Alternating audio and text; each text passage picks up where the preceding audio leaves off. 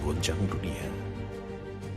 Kai Iko Kito ada bersama kita, berjuang bersama kita.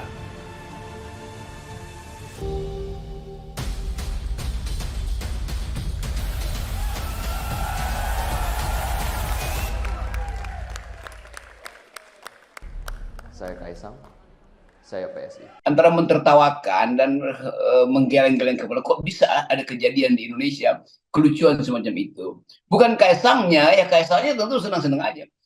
Orang melihat bahwa ya karena Jokowi dulu gagal merampok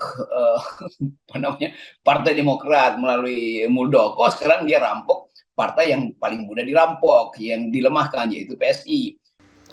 Pengamat politik Rocky Gerung menyoroti keputusan PSI yang menetapkan Kaisang Pangarep sebagai ketua umum.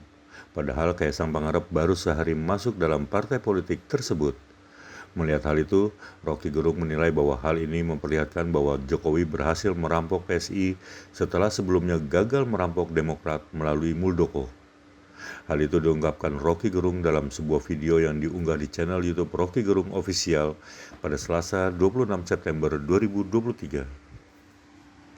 Jadi bayangin misalnya kecerdasan, bukan sekedar intelektual, tapi kecerdasan etis dari orang-orang yang namanya disebut tadi itu. Bagaimana mereka melihat peristiwa tadi malam? Iya, kedangkalan demi kedangkalan.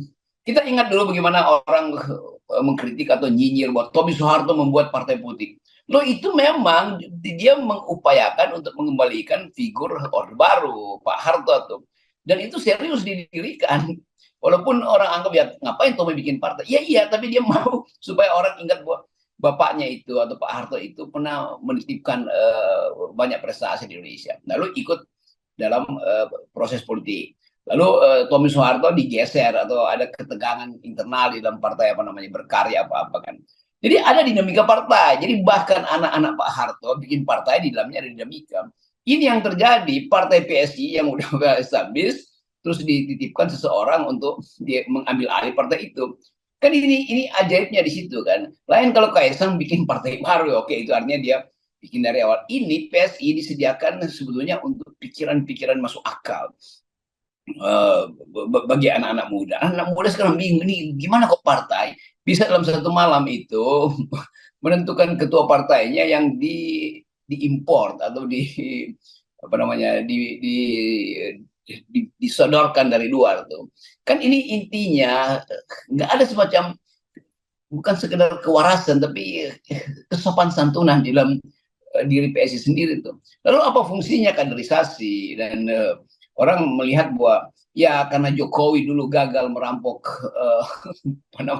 Partai Demokrat melalui Muldoko, sekarang dia rampok partai yang paling mudah dirampok, yang dilemahkan, yaitu PSI.